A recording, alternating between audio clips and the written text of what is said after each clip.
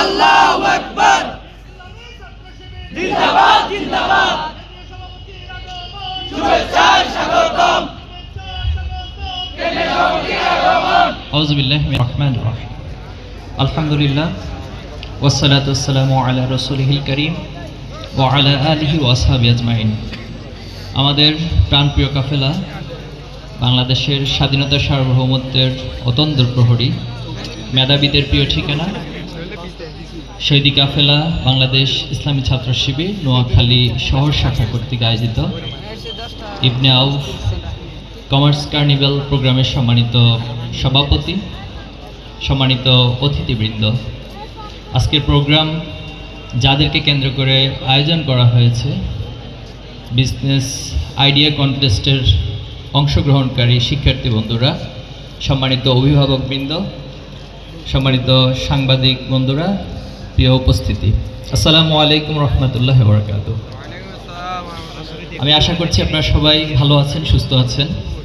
আল্লাহ তাআলার কাছে শুকরিয়া আদায় করছি আজকের এই সুন্দর প্রোগ্রামে মহান রব আমাদেরকে সম্পৃক্ত হওয়ার, অংশগ্রহণ করার সুযোগ করে দিয়েছেন, আলহামদুলিল্লাহ। দুরূদ ও সালাম পেশ করছি হযরত মুহাম্মদ মুস্তাফা সাল্লাল্লাহু আলাইহি ওয়াসাল্লামের প্রতি। শহীদদের শাহাদাতের মর্যাদা কামনা করছি, যারা আল্লাহর এই জমিনে ন্যায় প্রতিষ্ঠার জন্য, আল্লাহর দ্বীনকে প্রতিষ্ঠা করার জন্য তাদের জীবনকে আল্লাহর রাস্তায় কোরবানি করেছেন। আমরা সকল শহীদদের জন্য আজকের এই প্রোগ্রাম থেকে দোয়া করছি, আল্লাহ সবাইকে শাহাদাতের সর্বোচ্চ মর্যাদা দান করুন, আল্লাহুম্মা আমিন। সেই সাথে 2024 সালে বৈষম্য বিরোধী আন্দোলনে যারা মাজলুমের পক্ষ হয়ে এই জমিন থেকে বৈষম্যকে দূর করার জন্য জালেমের বিরুদ্ধে লড়াই করে তাদের জীবনকে আল্লাহর রাস্তায় বিলিয়ে দিয়েছেন, শহীদ আবু সাঈদ থেকে শুরু করে প্রতিটি শহীদকে আল্লাহ তাআলা যেন শাহাদাতের সর্বোচ্চ মর্যাদা দান করেন, আল্লাহুম্মা আমিন। এবং যারা এই আন্দোলনে আহত হয়েছেন, পঙ্গুত্ব বরণ করেছেন, নির্যাতনের শিকার হয়েছেন, তাদের জন্য আমরা দোয়া করছি, আল্লাহ তাআলা সবাইকে উত্তম জাযা দান করুন, আল্লাহুম্মা আমিন। সম্মানিত উপস্থিতি, আপনারা সকাল থেকে এই প্রোগ্রামে অংশগ্রহণ করেছেন, প্রোগ্রাম অনেকটা শেষের দিকে আছে। তো আজকের এই প্রোগ্রাম কেন আয়োজন করা হয়েছে, আমরা আশা করছি এই মেসেজ আপনাদের কাছে ক্লিয়ার। মূলত আমরা চাই বাংলাদেশের দীর্ঘদিনের স্বাধীনতা সার্বভৌমত্বের পথ ধরে বাংলাদেশ যে জায়গায় এসে পৌঁছেছে, বাংলাদেশের অর্জন তার চেয়ে অনেক অনেক বেশি হওয়ার কথা ছিল, কিন্তু এই সমাজের দুর্নীতি, লুটপাট, চাঁদাবাজি এবং অপরাজনীতি এবং আমরা দক্ষ দেশপ্রেমিক নেতৃত্বের অভাবে এই দেশ যে কাঙ্ক্ষিত মঞ্জিলে, যে কাঙ্ক্ষিত লক্ষ্যে পৌঁছার কথা ছিল, সেই কাঙ্ক্ষিত লক্ষ্যে পৌঁছতে পারেনি। ইসলামী ছাত্র শিবির 2024 সালের 5ই আগস্ট পরবর্তী বাংলাদেশে আজ নিজেকে সবার কাছে তুলে ধরার, ছাত্র শিবিরের দীর্ঘমেয়াদী সে শুরু থেকে যে কাজগুলো, গঠনমূলক কাজগুলো, সেটা আমরা এতদিন এই জাতির কাছে তুলে ধরতে আমাদেরকে সুযোগ দেওয়া হয়নি। তো সে ধারাবাহিকতা আমরা আজকের এই প্রোগ্রামের মধ্য দিয়ে এমন কিছু মেধাবী, এমন কিছু যোগ্য, এমন কিছু দক্ষ এবং যারা সত্যিকার অর্থে দেশপ্রেমিক হবে, সেই মানুষগুলোকে এই জাতির কাছে আমরা তুলে ধরতে চাই। এবং আমাদের যে যোগ্যতা, যে সামর্থ্য রয়েছে, প্রতিভা রয়েছে, এই প্রতিভাগুলোকে খুঁজে এই জাতির যে কাঙ্ক্ষিত সমৃদ্ধ অর্জন, সেই সমৃদ্ধ অর্জনের জন্য আমরা মানুষ তৈরি করতে চাই। সম্মানিত উপস্থিতি, আমরা যদি আপনাদেরকে একটা প্রশ্ন করি যে আমরা এই দেশকে কি ভালোবাসি? এই দেশকে ভালোবাসেন আপনারা? এই দেশের জন্য নিজের জীবন, নিজের রক্ত সব কিছু দিতে কি আমরা প্রস্তুত আছি? প্রস্তুত আছি, আলহামদুলিল্লাহ। এবং সেটা শুধু একবার নয়, শুধু 2024 সালে নয়, ইতিপূর্বেও আমরা আমাদের স্বাধীনতা, মানুষের সবচেয়ে প্রিয় যে বস্তু স্বাধীনতাকে অর্জনের জন্য, স্বাধীনতাকে রক্ষার জন্য ইতিপূর্বে অনেকবার আমাদের জীবন দেয়া, আমাদের রক্ত দেওয়ার ইতিহাস আমরা লিখিত করেছি, আলহামদুলিল্লাহ। আমাদের এই বাংলাদেশ অপার সম্ভাবনার বাংলাদেশ। আমাদের যে জনগোষ্ঠী রয়েছে, এটিকে অনেকে অনেকভাবে ব্যাখ্যা করে, কিন্তু আমি পার্সোনালি দেখি এই জনশক্তিকে যদি সঠিক ট্রেনিংয়ের মধ্য দিয়ে জনসম্পদে রূপান্তর করা যায়, তাহলে বাংলাদেশ পৃথিবীর অনেক দেশকে অতিক্রম করে সমৃদ্ধির পথে এগিয়ে যাওয়া সম্ভব। এজন্য আমাদের দেশে এই জনশক্তিকে জনসম্পদে রূপান্তর করার আজ অনেক বেশি প্রয়োজন। পৃথিবীর সবচেয়ে বড় যে sea beach, Cox's Bazar sea beach, সেটি বাংলাদেশে অবস্থিত। এবং বাংলাদেশে যে ব্লু ইকোনমি জোন রয়েছে, যদি এটাকে বাংলাদেশ সরকার, বাংলাদেশের যারা বাংলাদেশকে নেতৃত্ব দেয়, তারা যদি প্রপার ইউটিলাইজ এবং ম্যানেজমেন্ট করতে পারে, তাহলে বাংলাদেশকে অনেক অনেক দূরে এগিয়ে নেওয়া সম্ভব। আমাদের এখানে রয়েছে পৃথিবীর সবচেয়ে বড় ম্যানগ্রোভ ফরেস্ট, সুন্দরবন রয়েছে। আমাদের এই মাটি পলি মিশ্রিত মাটি, এবং এই মাটি পৃথিবীর খুব কম জায়গায় রয়েছে। এখানে আপনি যাই রোপণ করবেন, সেখান থেকেই সোনালী ফসল, সেখান থেকেই উদ্ভিদ জন্ম নেয়। তো এই যে এতগুলো সম্ভাবনা আমাদের রয়েছে।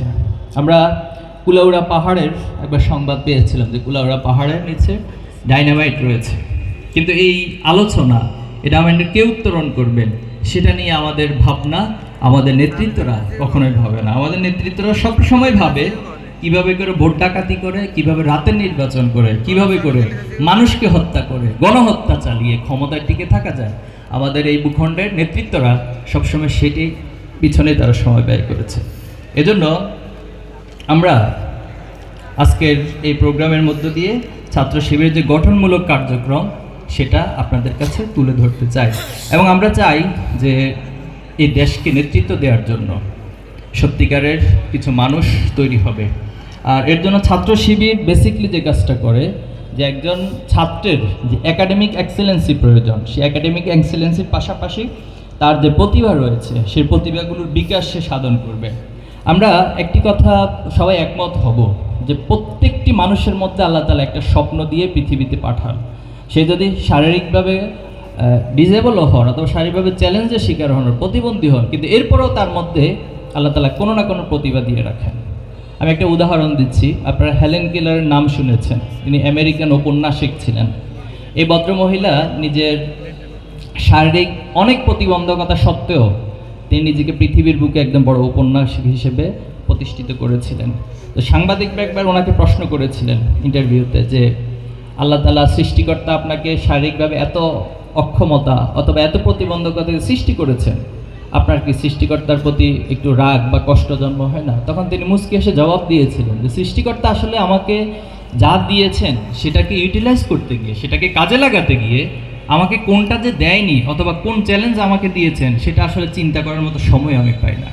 এজন্য আমরা মনে করি প্রত্যেকটি মানুষের মধ্যে একটি স্বপ্ন রয়েছে, এবং সেই স্বপ্ন প্রতিভাগুলোকে যদি আমরা জাগিয়ে তুলতে পারি, সেই স্বপ্ন এবং প্রতিভা জাগিয়ে তোলার মধ্য দিয়ে বাংলাদেশের প্রত্যেক মানুষকে জনসম্পদে রূপান্তর করা সম্ভব এবং একটি সমৃদ্ধ বাংলাদেশ গড়ে তোলা সম্ভব। সম্মানিত উপস্থিতি, আমরা চাই ইসলামী ছাত্র শিবির সেই স্বপ্নগুলোকে জাগিয়ে তোলার কাজ করবে এবং সেই স্বপ্নের সারথি হয়ে প্রত্যেকের সাথে সহযাত্রী হয়ে, সহযোগী হয়ে ছাত্র শিবির একসাথে করে পথ চলতে চায়। সম্মানিত উপস্থিতি, ইসলামে বিজনেস এবং কমার্সের গুরুত্বটা অনেক বেশি। সরাসরি আল্লাহ তাআলা কোরআনে আয়াতের মধ্য দিয়ে সেটা বলেছেন যে আহাল্লাল্লাহু বাইয়া ওয়া হাররামা রিবা, যে তোমাদের জন্য ব্যবসাকে হালাল করা হয়েছে এবং সুদকে করা হয়েছে হারাম। সুদ একটি সামাজিক ব্যাধির মতো এবং এটি সামাজিক নির্যাতন, সামাজিক জুলুমের একটি হাতিয়ার, কিন্তু ইসলাম এই সুদকে সরাসরি হারাম ঘোষণা করেছেন। আর আল্লাহ রাসূলুল্লাহ সাল্লাম নিজেও ব্যবসায়ী ছিলেন। আপনারা জানেন যে রাসূলুল্লাহ সাল্লাম নবুয়ত প্রাপ্তির আগে তিনি তার চাচার সাথে ব্যবসায়িক কাজে আরবের বাহিরেও বিভিন্ন রাজ্যে ভ্রমণ করতেন, এবং খাদিজা রাদিয়াল্লাহু তাআলা ওনার এই সততা, ওনার ব্যবসায়িক যে দক্ষতা, সেটাতে আকৃষ্ট হয়ে ওনাকে ওনার ব্যবসায় নিয়োগ দেওয়া হয়েছিল। সম্মানিত উপস্থিতি, আমরা সাহাবায়ে আজমাইনদের বিষয়ে জানি। আজকে যে সাহাবীর নামকরণে এই প্রোগ্রামের ডেজিগনেশন ঠিক করা হয়েছে, আব্দুর রহমান ইবনে আউফ, তিনিও একজন ব্যবসায়ী ছিলেন। এবং আবু হুরায়রা থেকে আমাদের আবু বকর রাদিয়াল্লাহু তাআলাকে শুরু করে সকল সাহাবা আজমাইনরাই, অধিকাংশ সাহাবারাই ব্যবসায়িক কাজে সম্পৃক্ত ছিলেন। ইসলামিক স্কলারদের মধ্যে যারা ছিলেন, ইমাম আবু হানিফা, তিনিও ব্যবসায়িক কাজের মধ্য দিয়ে ওনার জীবিকা নির্বাহ করতেন। তো আল্লাহ রাসূলুল্লাহ সাল্লাম ইবনে মাজার একটা হাদিসে বলেছেন যে যারা সৎ ব্যবসায়ী কিয়ামতের দিন তাদেরকে আল্লাহ তাআলা শুহাদা এবং যারা সৎ ব্যক্তি সালেহীন তাদের সাথে করে একসাথে করে আল্লাহ তাআলা তাদেরকে উঠাবেন। কতটা মর্যাদা এই ব্যবসায়ীদেরকে আল্লাহ তাআলা দিয়েছেন। প্রিয় উপস্থিতি, কিন্তু আমরা মুসলিমরা আজকের এই যুগে এসে সকল ব্যবসায়ের কর্ণধার হয়ে গেছে আজ পশ্চিমারা। অথচ এই পশ্চিমাদের ইতিহাস ছিল তারা সারা পৃথিবী থেকে লুটপাট করেছে, তারা আমাদের এই ভূখণ্ড থেকে লুটপাট করেছে, কলোনি স্থাপন করেছে। সেই কলোনি স্থাপনকারী এবং লুটপাটকারীরা আজকে পৃথিবীতে শিল্প বিপ্লব ঘটাচ্ছে। কিন্তু আমরা মুসলিমরা আমাদের যে ইতিহাস ঐতিহ্য ছিল এবং আরব, চীন এবং বাংলাদেশের চিটংয়ের যে রুটটা, এখানে একসময় ব্যবসায়ের একটা বড় হাব ছিল, ব্যবসার একটা বড় রুট হিসেবে এটা ব্যবহৃত হতো। আমরা চাই যে আজকে যারা তরুণ রয়েছে, আজকে যারা এখানে আইডিয়া কন্টেস্টে অংশগ্রহণ করেছেন, আপনাদের এই সমৃদ্ধ চিন্তা, আপনাদের ক্রিয়েটিভ আইডিয়াগুলোর মধ্য দিয়ে বাংলাদেশ এবং মুসলিম জাতিসত্তার যে হারানো গৌরব সেটা আবার ফিরে আসবে ইনশাআল্লাহ। সম্মানিত উপস্থিতি, আজকে যে টেকনোলজির যুগে এসেছি আমরা, এআই থেকে শুরু করে মেশিন লার্নিং থেকে শুরু করে, এ যুগে আমাদের এই বিজনেস আইডিয়াগুলোর সাথে প্রযুক্তির একটা কম্বিনেশন প্রয়োজন। আমি যতটুকু জানি, যদিও এটা বিজনেস কন্টেস্ট হয়েছে, কিন্তু একজন রোবট নিয়ে এসেছেন। তো রোবটটা সাধারণত আমরা সায়েন্টিফিক যে ফেস্ট হয় বা অলিম্পিয়াড হয় সেখানে প্রদর্শন করা হয়। তো পরবর্তীতে যিনি রোবট নিয়ে এসেছেন তিনি নাকি লজিক দিয়েছেন যে আমি রোবট বিক্রি করে পৃথিবীতে একটা বিপ্লব ঘটাতে চাই অর্থনীতি। তো এটা অন কাইন্ড অফ বিজনেসের সাথে রিলেটেড। আসলে পৃথিবীতে যাই কিছু হোক, সেটা ইঞ্জিনিয়ারিং সেক্টর হোক, ডক্টর সেক্টর হোক, যাই কিছু হোক, দিন শেষে আসলে বিজনেসের সাথে কোনো না কোনো একটা কানেক্টিভিটি কিন্তু তার থাকে। এই জন্য আমি আপনাদের প্রতি একটি আহ্বান জানাতে চাই যে আপনাদের এই বিজনেস আইডিয়ার সাথে প্রযুক্তির একটি কম্বিনেশন আপনারা ঘটাবেন, সেই প্রত্যাশা রাখছি। সম্মানিত উপস্থিতি, ইসলামী ছাত্র শিবিরের পক্ষ থেকে আপনাদের প্রতি দুটি বিশেষ অনুরোধ আমরা রাখবো আজকের এই প্রোগ্রাম থেকে। ফার্স্ট অফ অল, আপনার দুটি শিকড় আছে। একটি শিকড় হচ্ছে সৃষ্টিকর্তার সাথে। আমরা যদি একটু ভাবি, একটু চিন্তা করি, আমরা কি পৃথিবীতে এমনিতে চলে এসেছি, অথবা আমি কি নিজেকে, নিজের অস্তিত্বের পিছনে আমার কোনো হাত ছিল এই পৃথিবীতে আসার ক্ষেত্রে? ছিল না। তাহলে আমি কেন আসলাম? কার ইচ্ছে আসলাম? কার পরিকল্পনা আমি এই পৃথিবীতে আসলাম?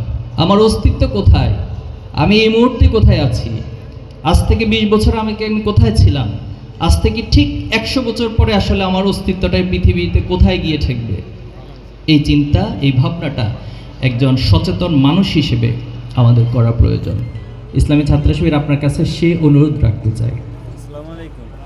এবার বাদশাহ হারুনুর রশিদের কাছে একজন নাস্তিক এসে বলল যে পৃথিবী এমনি সৃষ্টি হয়েছে, আবার এমনি সব কিছু ধ্বংস হয়ে যাবে। তখন হারুন রশিদ ইমাম আবু হানিফা রহমতুল্লাহ আলাইকে খোঁজ দিলেন যে তিনি যেন আসে এই নাস্তিকের যে দাবি, সে দাবির প্রেক্ষিতে ইমাম আবু হানিফা লজিক দিয়ে যে না, পৃথিবী এমনি সৃষ্টি হয় নাই, এখানে কোনো না কোনো কারিগর রয়েছে, কোনো সুনিপুণ পরিকল্পনাকারী রয়েছে, সেটা তিনি প্রমাণ করবেন। তো আবু হানিফার সাথে কথা ঠিক হলো, তিনি আসবেন।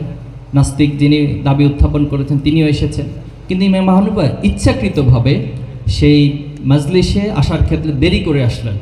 তো যখন অনেক সময় পর তিনি আসলেন, সাপোজ সকালে আসার কথা, তিনি আসছেন বিকেলে বা রাতে। তা আসার পর বলা হলো যে আপনি এত দেরি করে কেন আসলেন? তখন ইমাম আবু হানিফা তিনি তার লজিক দিচ্ছেন যে আমি যখন বাসা থেকে বের হলাম, আসার পরে নদীর ধারে আসার পর আমি কোনো নৌকা পাচ্ছিলাম না, কিভাবে এই নদী পার হব।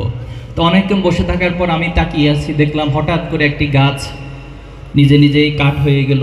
কাঠ থেকে সেটা অটোমেটিকলি নিজে সংযুক্ত হয়ে পেরেক দিয়ে সেটা নৌকা হয়ে গেল। এরপরে কোথা থেকে আলকাতরা অথবা রং এসে সেটা রঙিন হয়ে গেল। এরপরে কোনো মাঝি ছিল না, আমি হঠাৎ করে দেখি যে আমি এখানে চলে আসছি। তো সে নাস্তিক বলল, এটা কিভাবে সম্ভব?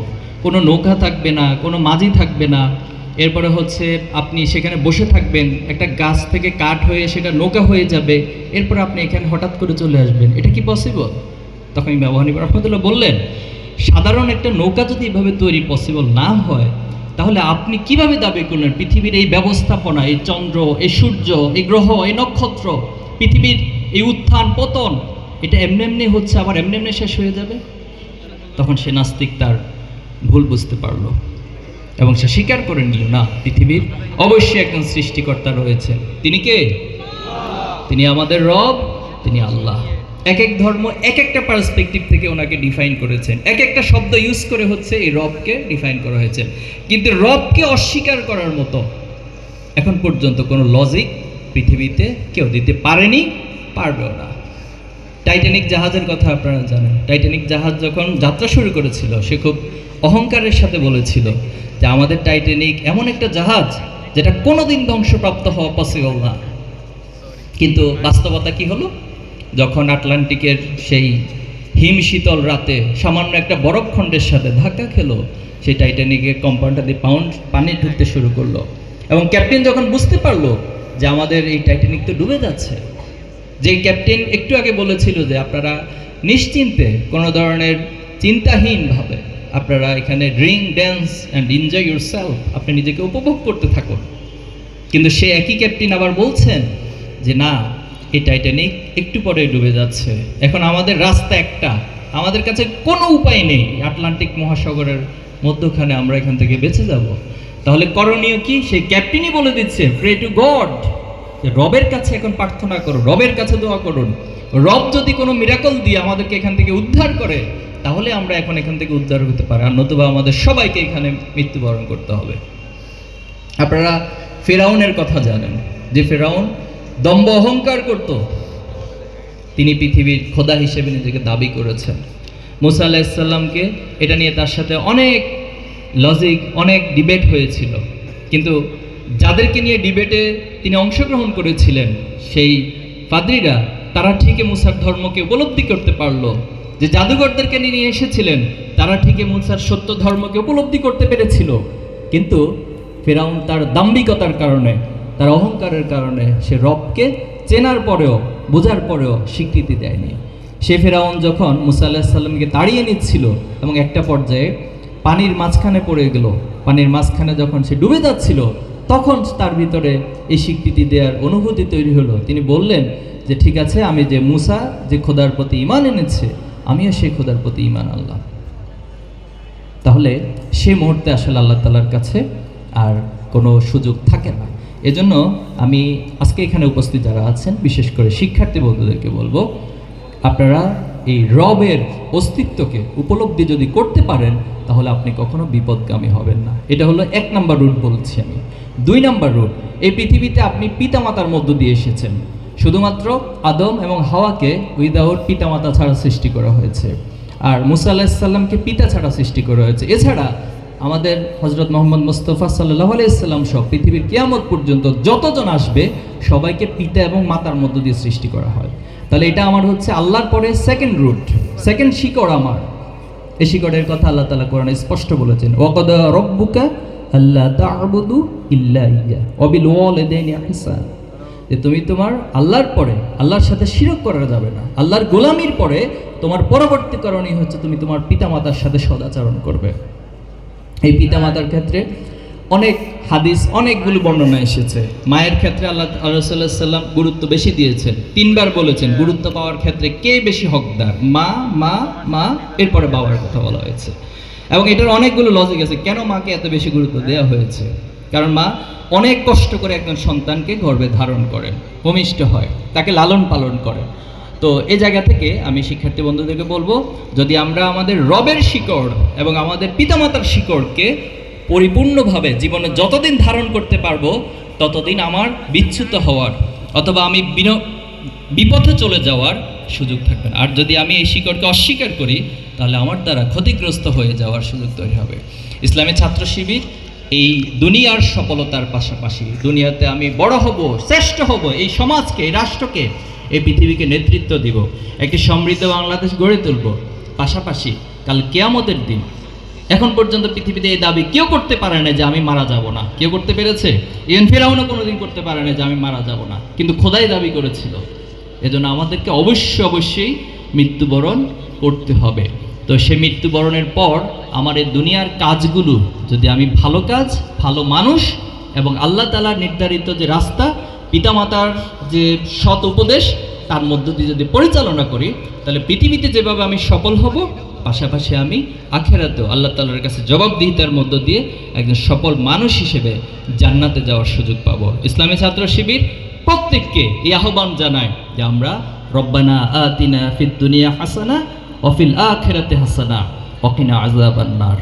আমরা এই দুনিয়ার সফলতা চাই, আখিরাতের সফলতা চাই এবং জাহান্নাম থেকে মুক্ত হয়ে আমরা জান্নাতে যেতে চাই। আমরা চাই সবাই।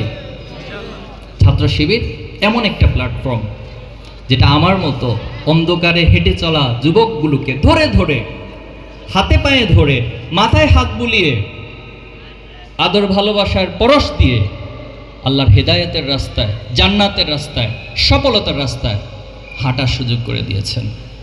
আমরা এই ছাত্র শিবিরের জন্য আপনাদের কাছে দোয়া চাই, আপনাদের ভালোবাসা চাই। পাবো ইনশাল্লাহ? ইনশাল্লাহ। এই ছাত্র শিবির তার পথ চলায় অনেক বাধা, অনেক কাঠিন্যতার সম্মুখীন হয়েছে। আমাদের 234 জন ভাইকে শহীদ করা হয়েছে জুলাই বিপ্লবের আগ পর্যন্ত, এবং জুলাই বিপ্লবে আমাদের অনেক ভাইয়েরা শহীদ হয়েছেন। এই নোয়াখালী, লক্ষ্মীপুরে আমাদের অনেক শহীদ ভাইয়েরা আছে।